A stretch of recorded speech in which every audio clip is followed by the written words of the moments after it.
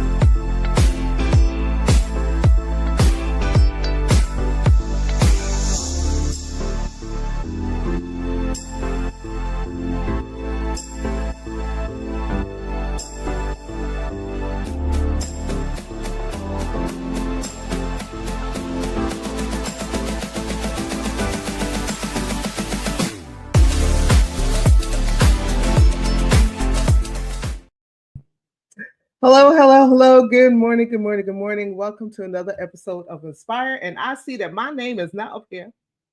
So let me fix that right quick. There it is. Welcome, everyone. I see all of you are already coming in on Facebook, on LinkedIn, on Instagram, on YouTube. Thank you so much for hanging out with us on Inspire this morning. If you've just stumbled upon this broadcast, you don't know who I am.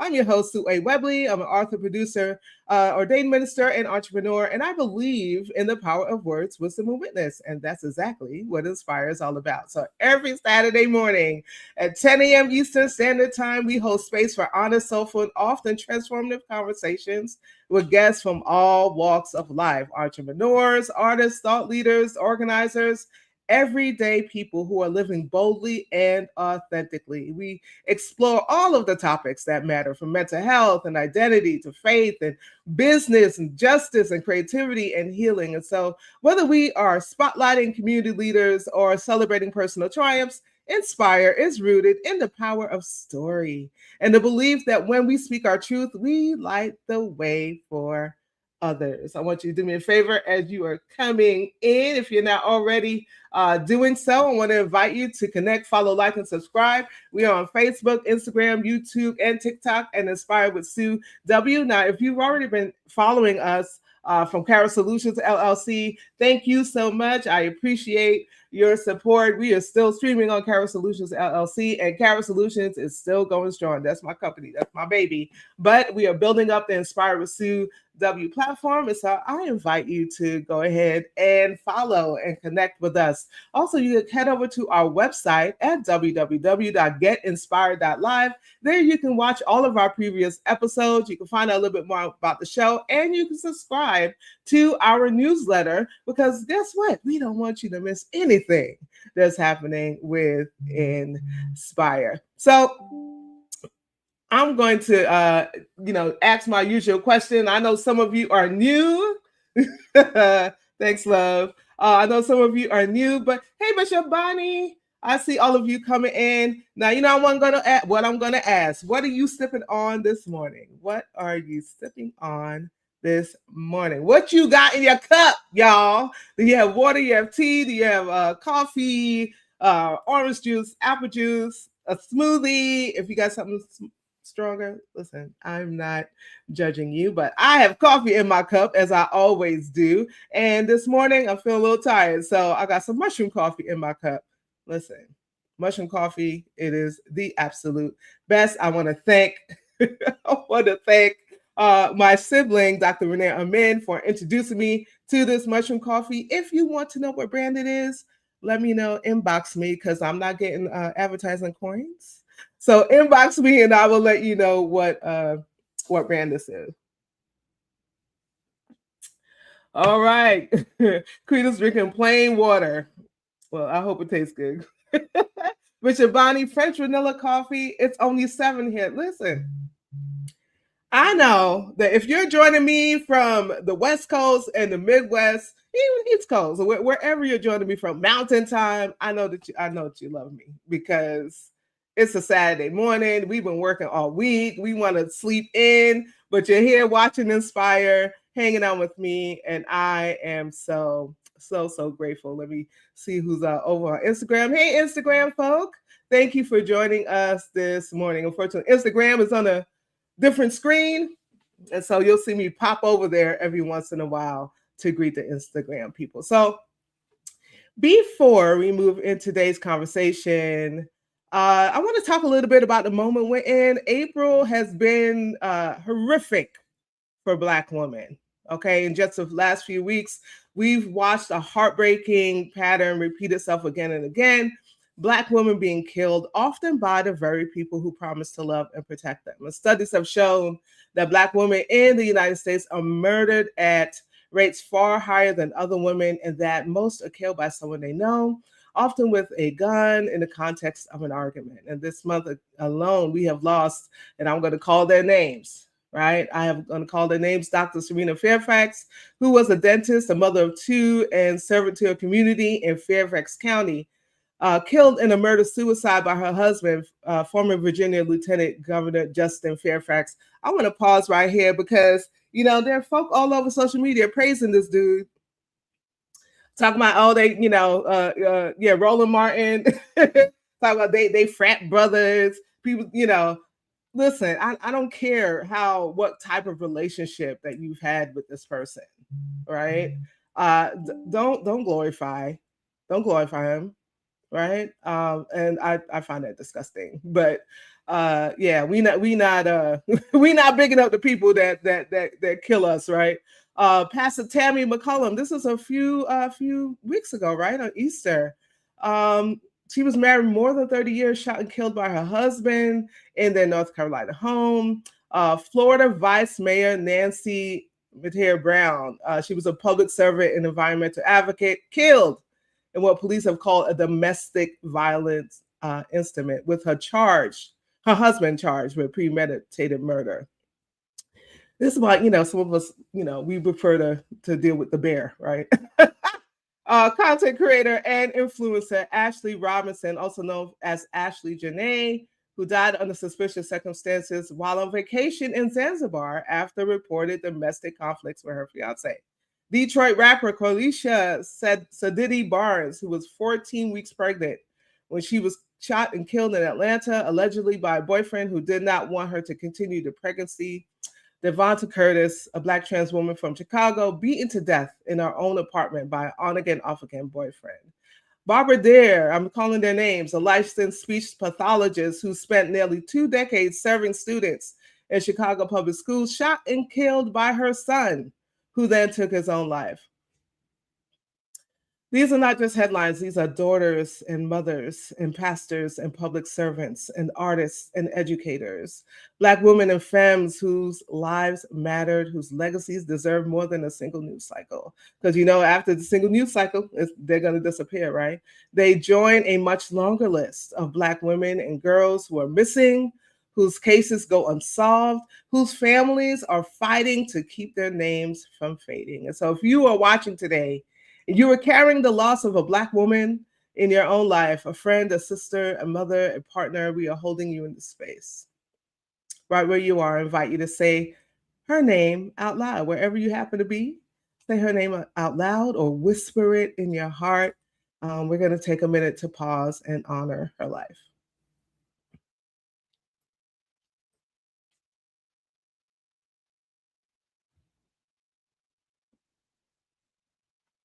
Thank you for taking that moment of silence with me. As we continue our Black Women's History Month theme, Black women sharing our stories, honoring our legacies, we are holding these women alongside the stories we share on this show. Part of resisting this violence is refusing to let Black women only be remembered in death. And so when we hear that theme, Black women in history, many of us think of big names, right? Think of big names, movement leaders, artists, political trailblazers, but there's a whole other layer of history happening in living rooms and hospital rooms and senior centers and assisted living homes where Black women are literally carrying our elders with their hands and their hearts. And for generations, Black women have been the caregivers of this country, raising children that weren't biologically ours, tending to elders who are often denied quality care elsewhere, holding the emotional, spiritual, and physical labor of families and communities.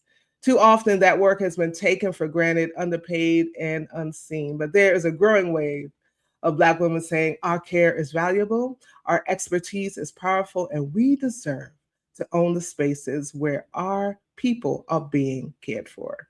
They're moving from just doing the hands-on work to owning the homes, leading the teams, purchasing the properties, and designing systems that protect our elders' dignity. Let me show you our guest today. Our guest today is one of those women. Flora Amadi is a purpose-driven entrepreneur, caregiver, and visionary, redefining what it means to lead with both compassion and authority. As co-owner of Heaven's Hands Assisted Living, she's built more than just a care home. She's created a space where dignity and grace and personalized attention are the standard, not the exception. She is also the founder of a line management company where she brings that same precision and heart into the world of business operations and real estate, building systems, leading teams, and turning vision into structure that actually works. Flora doesn't just run businesses, she builds environments that work, grow, and last. In a world where Black women are often expected to give endlessly and own nothing, Flora is shifting the narrative, showing up as a Black woman in healthcare and real estate who is claiming her voice, her value, and her right to build legacy. Today, we're going to talk about what it means to move from caregiver to owner, how she protects her heart while doing such emotionally heavy work, and what it looks like to co-lead with a spouse without losing your own voice, how she's building legacy for her family and her community through care and through property. So whether you're a caregiver, my friends, an entrepreneur, a ministry leader, or just someone trying to figure out how to turn your calling into something concrete, this conversation is for you. Stay with us. When we come back, we'll be joined by Flora Amadi, co-owner of Heaven's Hands Assisted Living and the founder of a line management company. A safe haven for the elderly. This facility in Prince George's County gives me the sense of safety and security, knowing that my mom is here. Donisha Cruz is the only daughter of a 71-year-old who was diagnosed with dementia.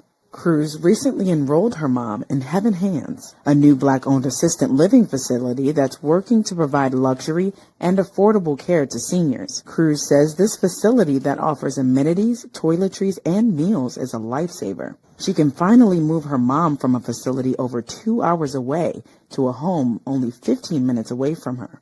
You have a facility like Heaven's Hands. I'm able to keep eyes on her with people that I know love her and trust. And you have that small ratio, whereas she's not 1 to 10. The assisted living facility is a 5-bedroom and 4-bath home with a jacuzzi, some private and shared bathrooms, and motorized beds. The home also offers 24/7 care to include medication administration, help dressing, grooming, activities, and hair and nail care. The owners of Heaven's Hands say this work is personal, especially after seeing their parents receive care that was not always up to par. I would go to the nursing home and see that literally his underwear is soiled. His hair hasn't been cut in weeks. His nails aren't groomed, and so there's dirt under his nails. And so those things make you feel loved. Big Samadi says providing this type of care to others is their life's purpose. I do believe it's our duty to create heaven on earth, to really create what we want to see in the world. And this is our little part in contributing towards that. A goal that is already met by the ones that have felt the touch of heavenly hands. She has people that look like her. She feels that positive, loving energy. And this is what my mom deserves. Heaven's Hands plans to welcome Medicaid and Medicare clients and expand to have multiple facilities to meet the need. In Capitol Heights, I'm Anaya Falcon, CTV News. Good morning, Flora. Thank you for joining us Good today. morning. Good morning. It was so beautiful seeing that again. I don't know. Uh, it was a good feeling watching that. Thank you. Thank you for having me. You are very welcome. Before we get into our conversation today, you got something in your cup over there?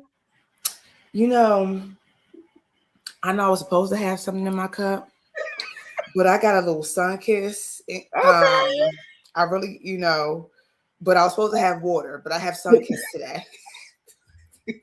Whatever. Is that stuff is great? Yes. Listen, that is okay. That is okay. Thank you for You're sharing welcome.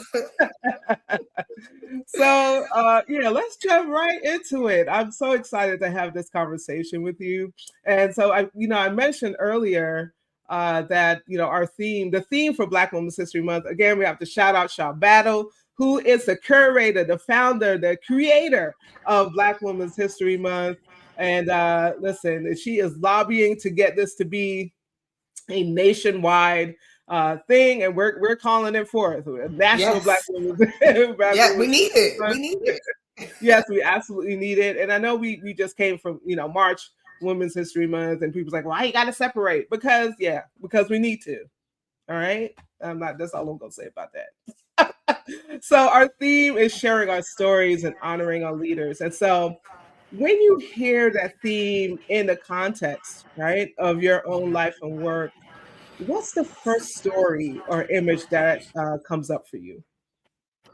You know, honestly, for me, when I hear that, the first thing that comes up is strength. It's being able to show up when things are hard. You know what I'm saying? I think about figuring it out in real time, caregiving, learning systems, making mistakes, and still choosing to move forward. That story doesn't always get highlighted, but that is the legacy. For me, honoring our stories means not skipping over the hard parts. It means saying, look, this is what it really took, and I'm proud of that, So that's what I see. That's what I hear. Yeah, I love that because you're correct. We often do skip over the hard part, right? Even though those hard parts are necessary, but people tend to see like I said, people tend to see the glory, but they don't know the story, right? Exactly. They don't know Exactly. everything that took place behind the scenes. They Nope. don't know the price that you paid to be Mm-mm. where you are, and speaking as someone who has struggled with like imposter syndrome, right? Listen, I might not be able to survive what somebody else went through and somebody else may not be able to survive what Exactly. I went through, right? To get to where I am. And I'm still learning, still growing. Like that process never ever stops. But you also said something about strength, and that brings to mind how we are often expected to always be the strong one. Yes. And so it's so funny you say that because I hesitated on saying strength, but I don't have a better word when it comes to this. That is literally what we have to do. We don't even have a choice. When you think about the many different hats that we wear, the different spaces that we have to be in, just the load that we carry, whether it's being a daughter, a wife, a mother, a friend, we have to take on so much and still push through and still preserve and still try to be these business women, great entrepreneurs, great working women with everything on us still. And so as much as like I said, I sometimes take this word strength, I don't know any other way to really speak on these experiences other than saying that you can't neglect it, you can't negate it. It's a part of our story. And so when you see someone's success, especially a Black woman, you have to look at her and say, wow, what did it take for her to get here? Yes, we see the glory, but do you have any idea what she not went through, what she pushed through to get there? And it's so powerful to me. So Yeah. And it's like stuck in this part of the conversation right now because part of that strength that we tap into as Black women, it's like we were taught that we didn't have like this whole thing about being soft, like having a soft life.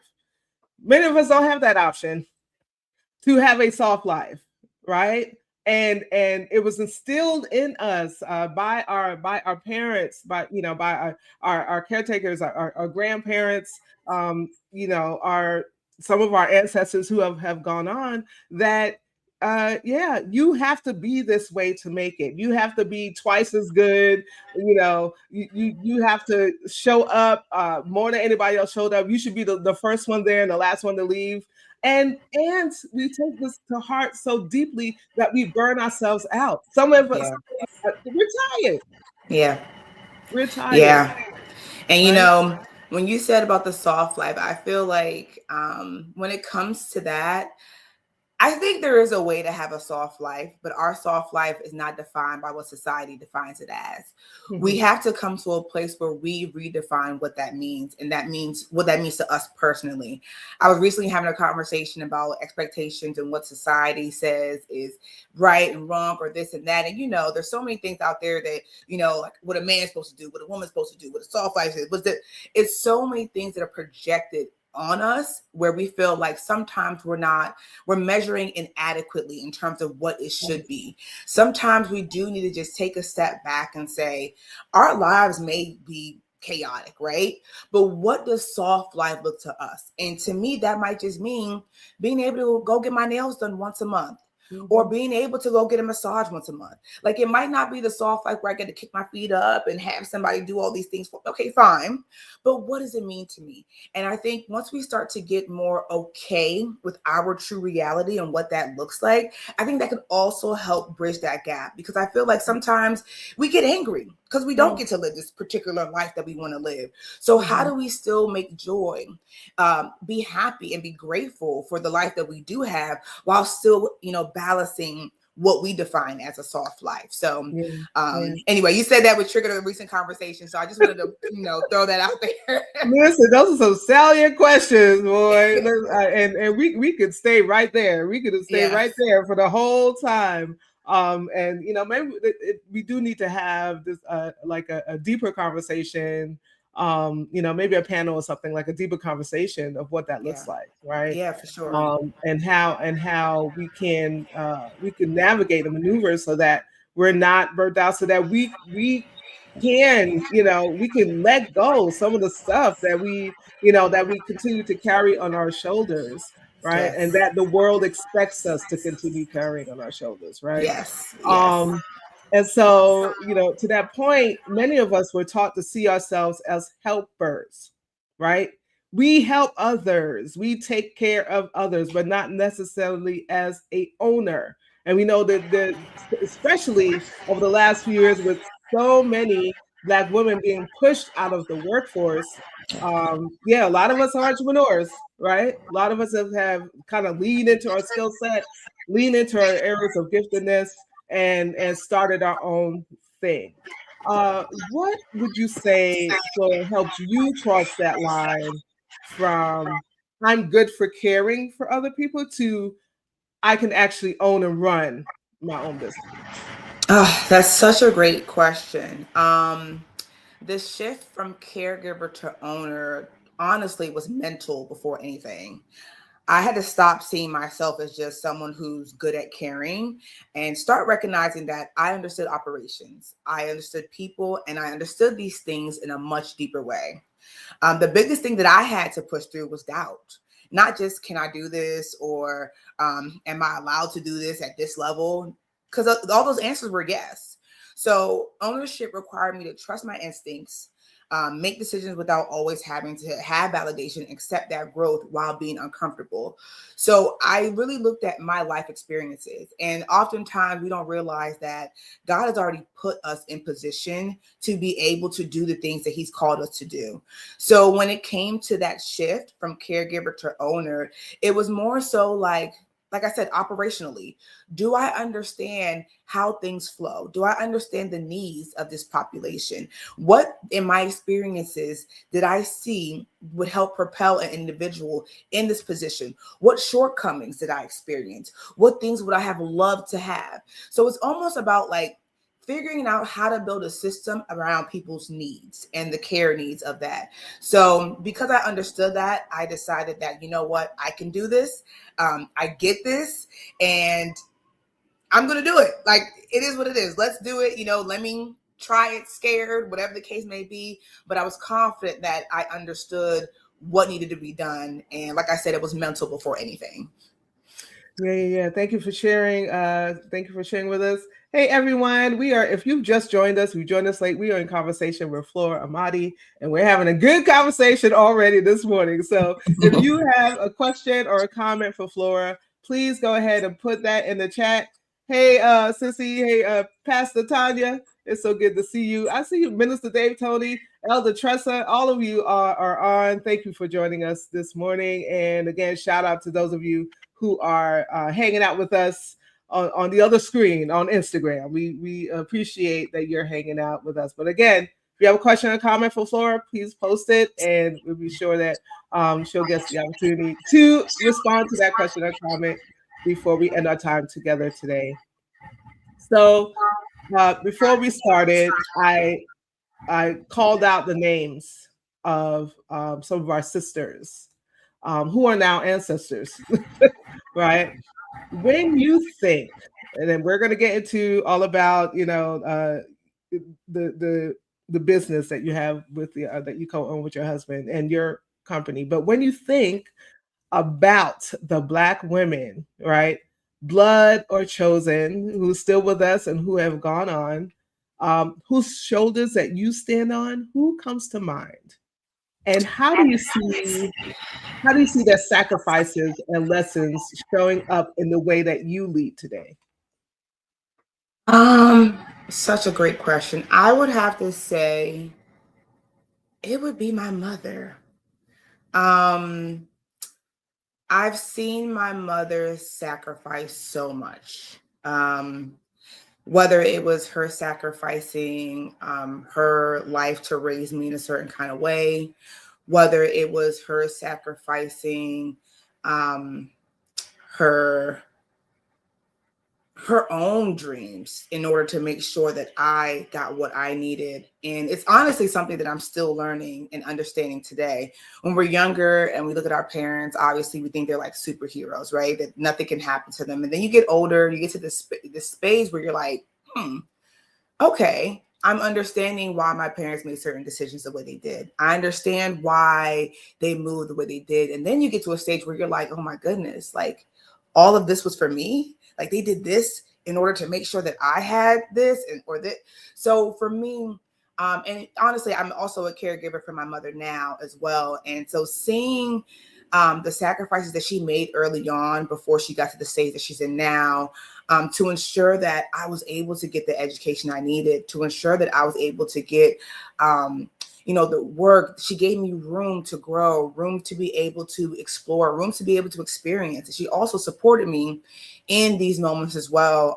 When it came to caregiving, I started off with my father. And although they were divorced, she was my right-hand man. She taught me everything. She taught me how to feed him. She taught me how to change him. She taught me how to communicate with him. She taught me more than I really even knew until I got older. And so I feel like I have to honor her in everything that I do.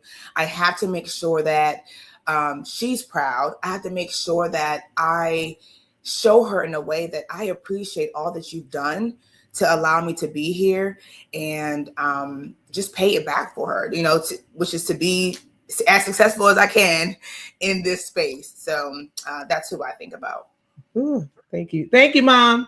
I so appreciate that answer. Listen, the questions are coming in already. I really like this question, so I'm just going to jump in.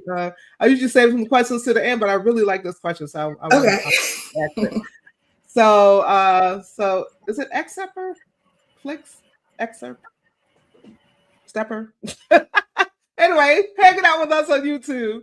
How they want to know, how did you gain the self-confidence to be okay doing a business while not taking the unconscious belittlement people do when a person that's not the norm path go up in a position as a woman? Say that last part. I'm sorry. That was a good question.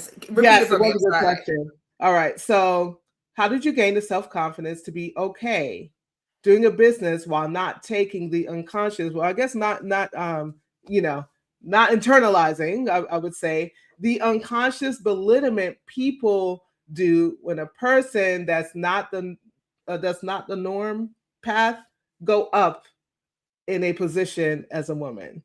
Got it. Okay. Good question. Um, I'm gonna be very honest. When you know your stuff, you know it. So dealing with, and I think this was, once again, this is where I talked about your life experiences really shape more than you think. Sometimes you think you're not ready to start a business because, or start whatever you want to do because you're like, oh, I don't know this, or I didn't go to school for this. Forget all that. Our experiences are so much deeper and impactful than you really believe. You really have to sit back and think about, and if it's really your calling, right? It's not you just jumping into something because you think that, oh, it looks good or I'm going to make a lot of money. No, no, no. I'm talking about work that is truly passion, heart driven work. If you're really doing that and it's really what God wants you to be, he has already laid out your foundation, meaning that your experiences already speak for what you're going to do. Before I became um, a co-owner for Heaven's Hands, I was a legal guardian for my father. He had dementia. I didn't go to school for nursing or healthcare. I went for something totally different. But since I was 17 years old, I spent my time taking care of my father, learning everything that I needed to learn. So when it came down to now opening a business, I had all that experience. I was around it. I was in the healthcare. I was in the hospitals. I was in the rehab centers. I was talking to the doctors, the nurses, the CNAs, the GNAs, the directors of nursing, everyone in the field. I was there because I was present. I had to advocate for my father. So those experiences and everything that I went through, the good, the bad, the ugly, led me to feel like there's nothing that anyone can tell me that I can't do this work. I know what's needed. I've seen it. I've lived it. It's been 10 years. It's been, 12 years, however many years it was. And so it's one of those things where no one can take it away from you. That's my intellectual property that I built, and no one can tell me anything different. So I don't need this person to tell me this, or this validation. It doesn't work that way. When the families come, for example, now in my field, when they come and ask me questions, they think I'm some big whiz, that I just know all this stuff. And it's really, I go back to my experiences, and that's where I speak from. So when I'm able to speak on that, they're like, wow, oh my goodness, wow, that's so right. Okay, I didn't know that. There's a reason why God put you through what you did. And at the time, I didn't understand. I really didn't. I used to look around to my family, my other cousins and friends, and no one was experiencing what I was going through. And I used to ask myself and God, like, why? Why are you putting me through this? Why am I going through such a rough time? And so sometimes when we question why our lives are the way they are, why we're going through certain things, think about what experience is God trying to show you for you to now pay that forward to the next thing, to your next dream, to your next desire. So that's how I got my confidence. I hope that answers the question. Listen, it worked for me, and I need to put this up because it was so good. That response was so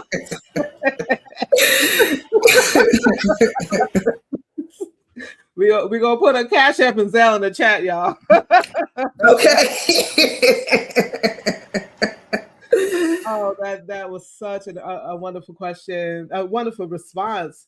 Thank you, Miss. That helps a lot. I'm not religious, but that is great. Listen. It's okay that you're not religious, right? It really I think is. so many of the same. It's the same premise, right? Even if you don't, if you're not Christian or Muslim or Buddhist or whatever, there is something about the experiences that you have in your life Yep. that prepares you for the thing that you're doing, right? Yep.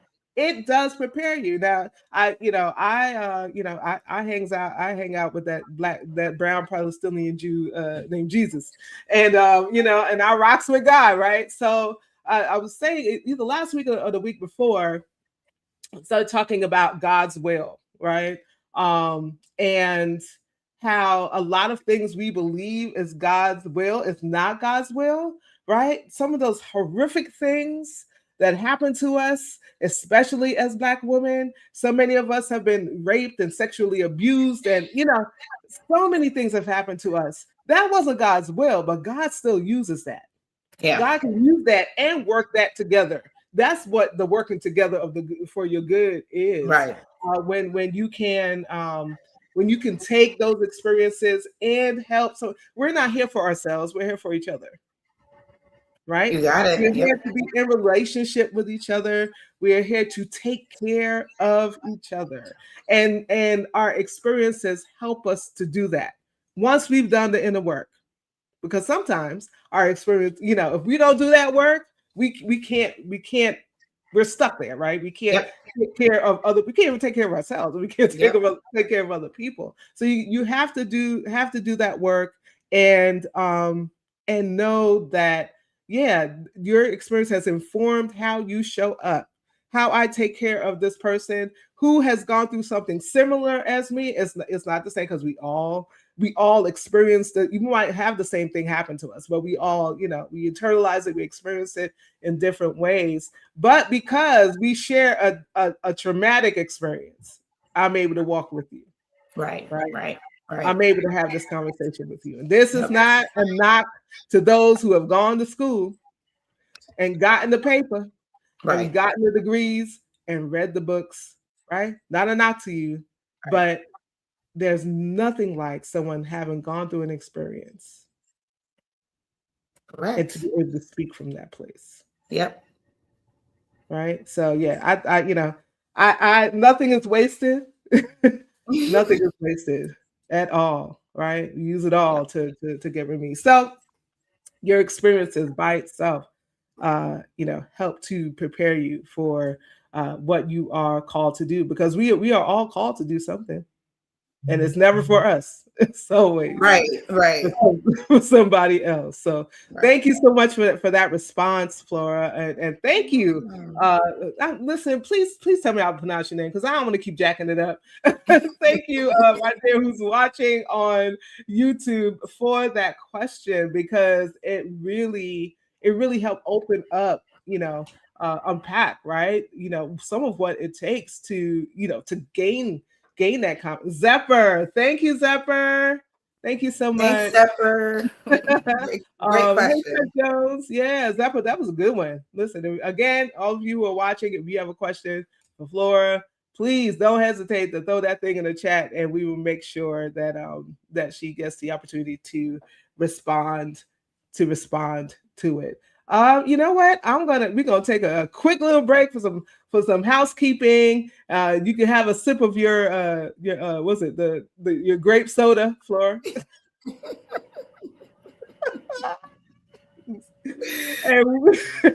and we will be right back with some more conversation with Flora Amadi. Hey everyone, thank you again for joining us today. I want to invite you to connect, follow, like, and subscribe. We are at Inspired with Sue W on Facebook, Instagram, YouTube, and on TikTok.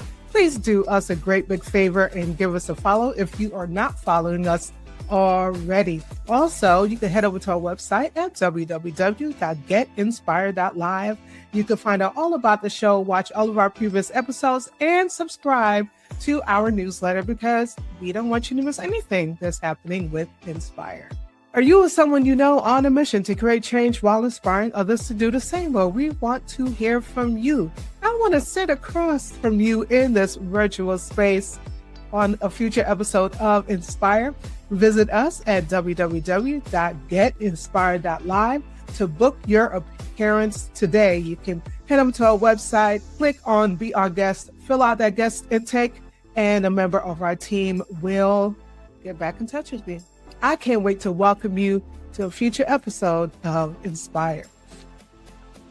Kara Solutions, helping you navigate the digital space with confidence. If you know me long enough, you know this is my baby. This is the one that started it all. Kara did turn 6 this year. We are so grateful for your support, and so many of you have told others about us, and we've been able to partner with so many wonderful organizations, individuals, and ministries just by word of mouth. So thank you again. Kara Solutions is a full-service digital agency specializing in helping our clients achieve their goals through consultation and training, content and social media management, graphic and web design, and live stream and podcast production. If you want to learn more, we invite you to schedule a consultation today by visiting our website at www.kara-solutions.com or email us at info@kara-solutions.com. So as always, you know that we are going to do this each and every Saturday. Our sibling and community needs a kidney donor, and I believe that we can do it. Yanni is in search of potential donors who are fairly healthy, have the blood types A or O, the courage to commit to surgery and save her life, and she would love to share the safety measures with you. Alternatively, if you know of a resource, if you know of an organization, somewhere that Yanni could get connected to help make this happen for her, please send that information to us and we'll be sure to get it to her. To contact Yanni and her family directly, you can do so at peacepeopleinc@gmail.com. That's peacepeopleinc@gmail.com. And you can head over to EmeryLivingDonor.org, fill out the survey, and enter her name, Ayana Davis. I believe that we can do this together. All right, it's time to get back to some wonderful conversation with today's guest.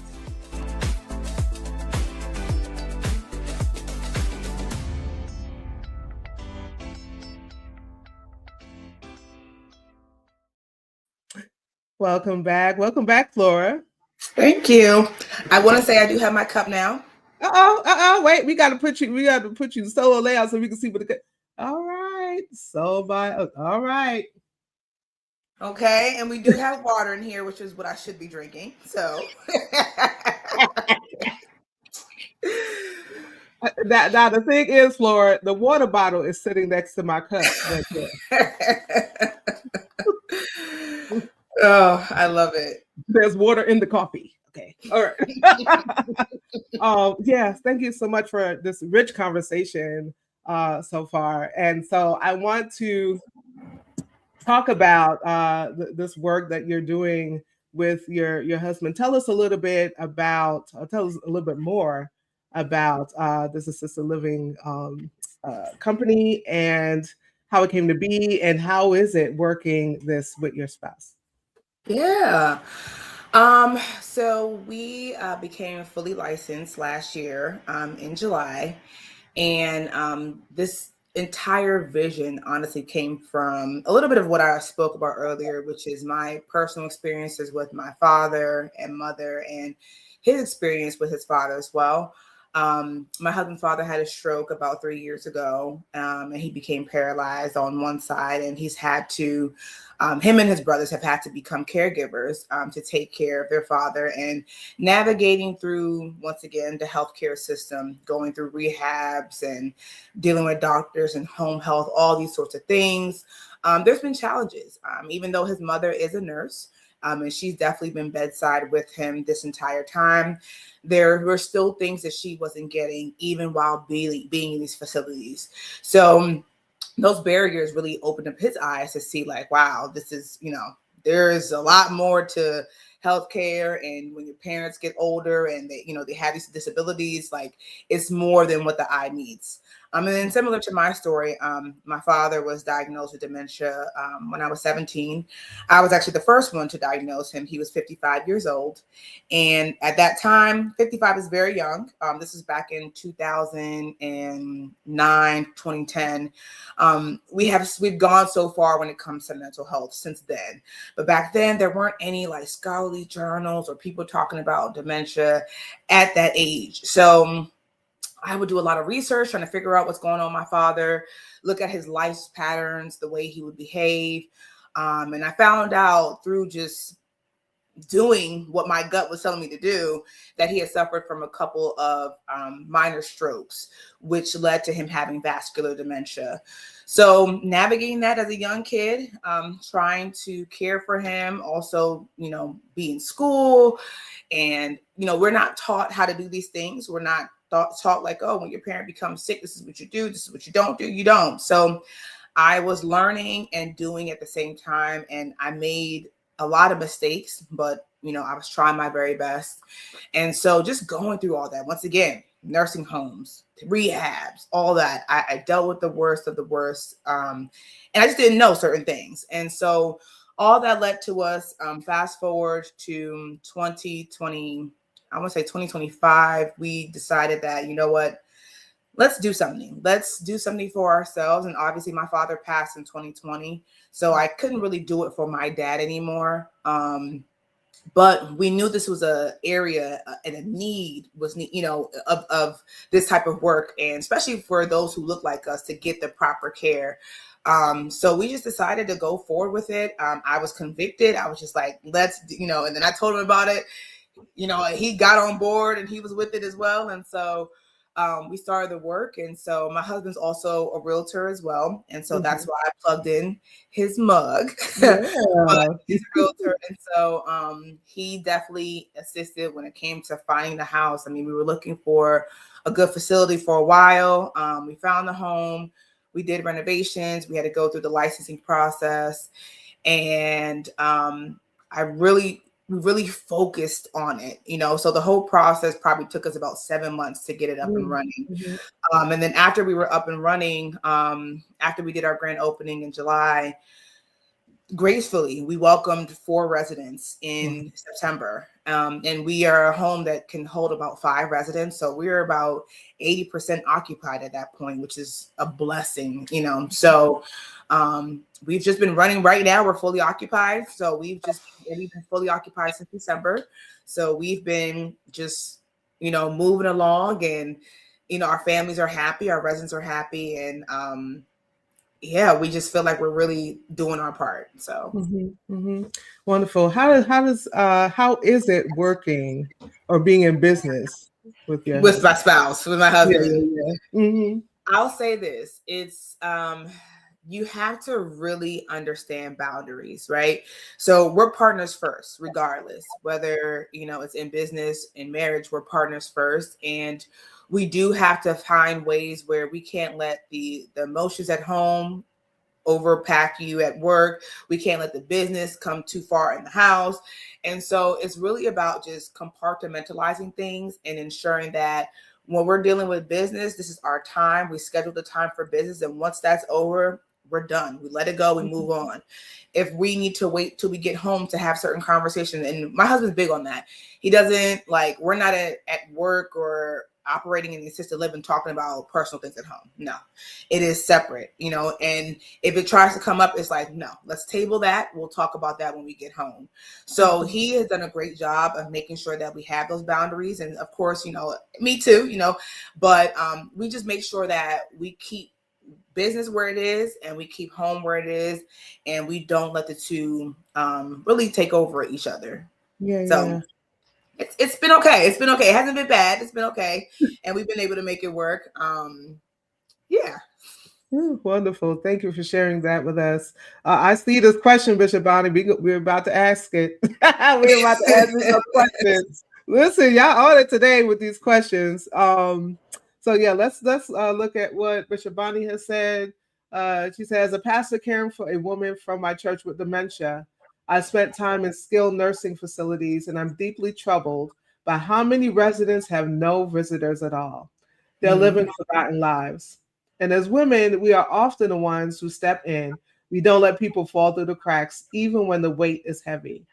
For those of us who feel compelled to care beyond our own loved ones, what guidance would you offer? And what does it say about us as a society? Oh my goodness, Bishop Bonnie, this thing has cut off that last part of your sentence, last part of your question. So please post that last part about society and responsibility. But for now, Flora, if you can respond to that first question, for those who feel compelled to care beyond their own loved ones, what guidance would you offer?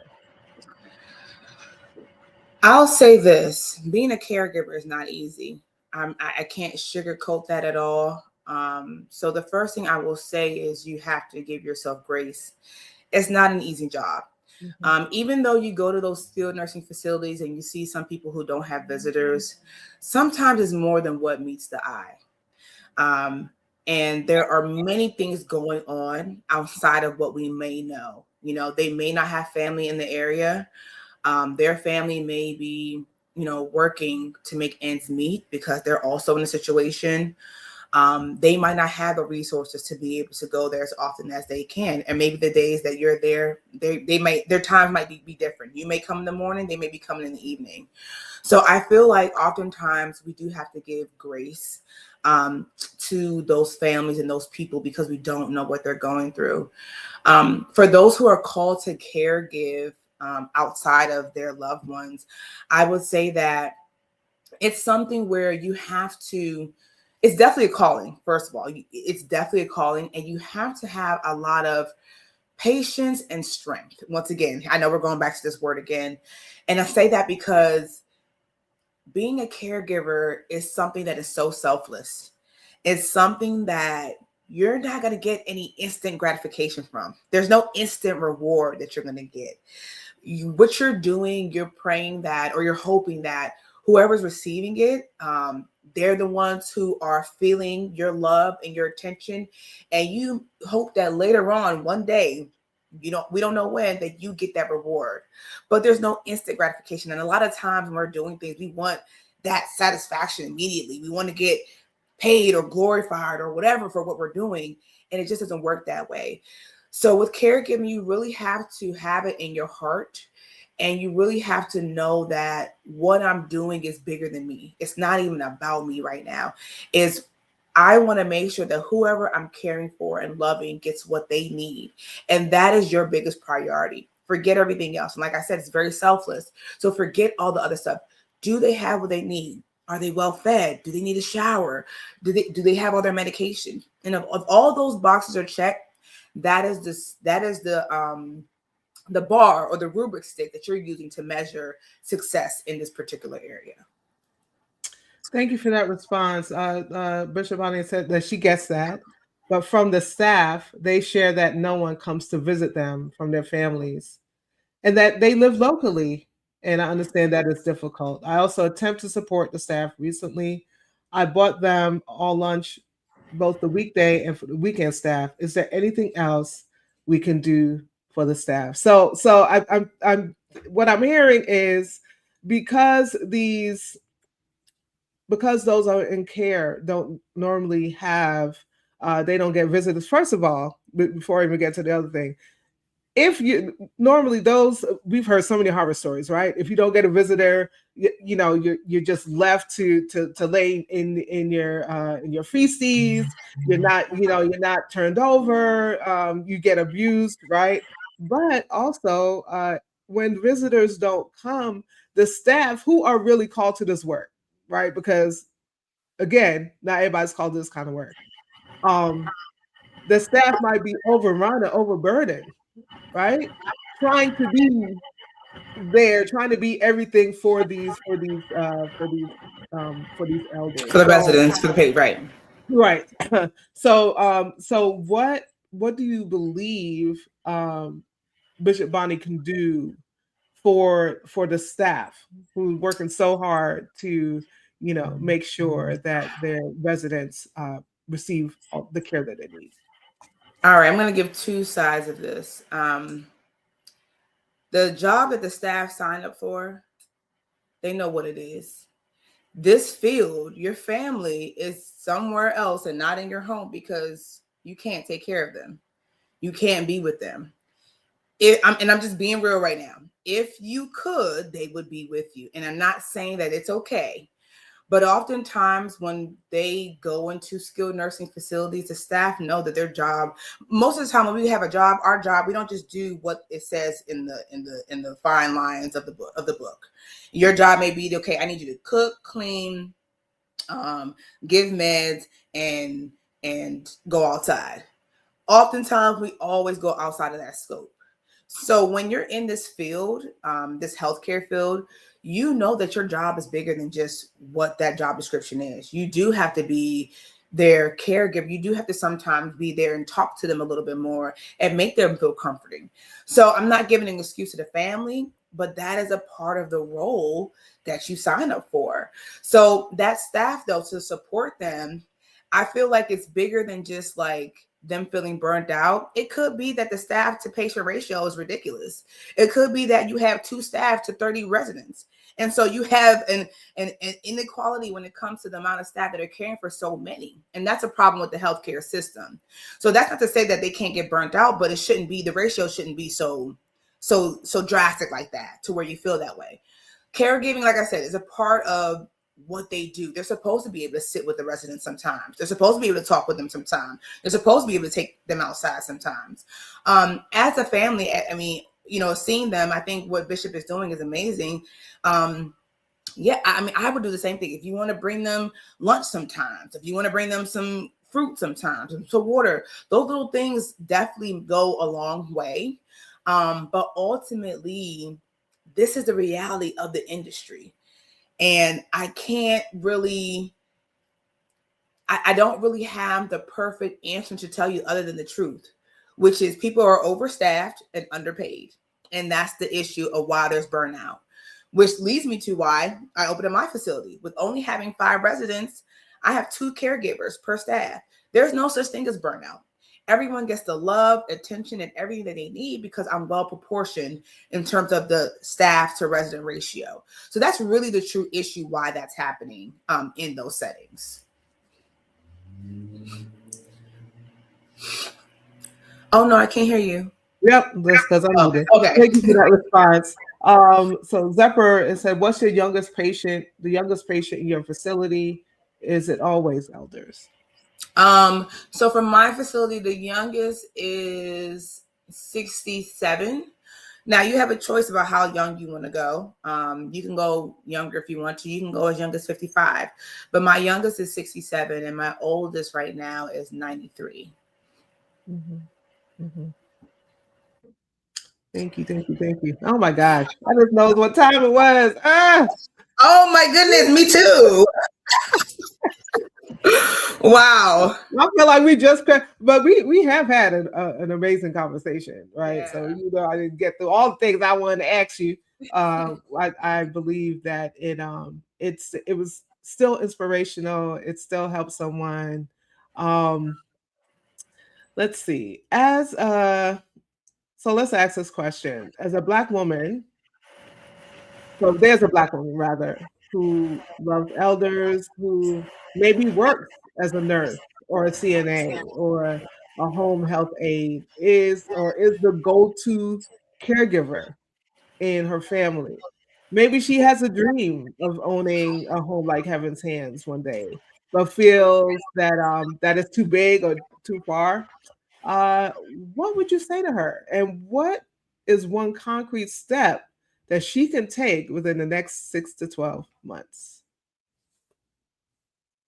I would say to her, if this is your dream, if this is your goal, and if it's something that you want to do, go for it and do it scared. Don't wait for permission. Don't wait for anyone to tell you anything. I would say do it scared. There's a lot of uncertainty in it for sure. And the work, like I said before, is very heavy. But I would say definitely stay focused, stay faithful, and just, be motivated to see it through. The biggest thing that I would say to do right now is probably to learn the business. I would say if you're in the field, wonderful. Don't just be there observing or absorbing the residents, but also start to look at the operational side. See how they chart certain things. See how the flow of the actual business. Take yourself out of it and look at the different pieces of how things are coming together. Who calls the occupational therapist to come in? Who calls the x-ray? Who calls the doctor? What happens when there's an injury? What is the protocol in terms of what steps do we take? Do we fill out a form? Do we submit this here? Those operational measures are what's going to really propel you to be able to take your dream and your vision and make it real. So I would definitely spend some time, maybe 6 to 12 months, with intentional learning.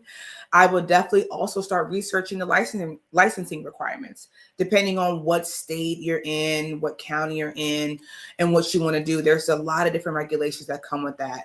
So I would definitely maybe partner with somebody that already has a facility, maybe work at that facility, maybe a smaller setting so you can get to know the ins and outs. But that is what I would say. Definitely start to learn the operation side, because that's where your passion and the business will come together. Thank you. Flora, you've been a joy and a treasure. Thank you so much for joining us today. Tell the people where to find you. Yes. You can find me on Instagram at Flow Essence, and that's FLOESSENCEE. You can also search for Heaven's Hands Assisted Living on IG and I'm sorry, excuse me. Just like that, Heaven's Hands Assisted Living. We're available on Facebook. You can definitely go to our website. You can just Google us. We are just about everywhere. So I look forward to connecting with a lot of you. I'm an open book. So if you have any other questions or need resources, I am more than happy to point you in the right direction. I don't gatekeep. I believe that there's enough for us all to win. And I think there's a lot that we can give in this growing population and field that's never going anywhere. So please, if you're like she said, if you're compelled to do this work and you want to know how to get started, I am literally one message away. Thank you so much, Floyd. Thank you for saying yes to this work, right? And for yes to this work and yes to this conversation. And so you've reminded us today that Black women's history isn't just what we read in the books, right? It's being written right now in assisted living homes, right? Absolutely. And business plans and in every quiet decision to choose ownership. And you've shown us what it's like to move from caregiver, right, to building something that you own, to build environments where our elders are treated with dignity, and to think about legacy, not just in terms of income, but also in terms of impact, right? Absolutely.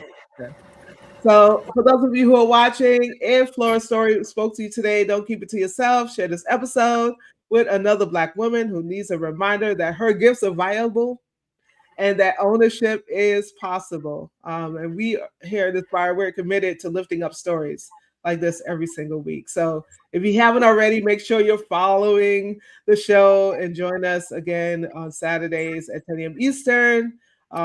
Take a moment this week to honor a Black woman in your life, right? Call her, text her.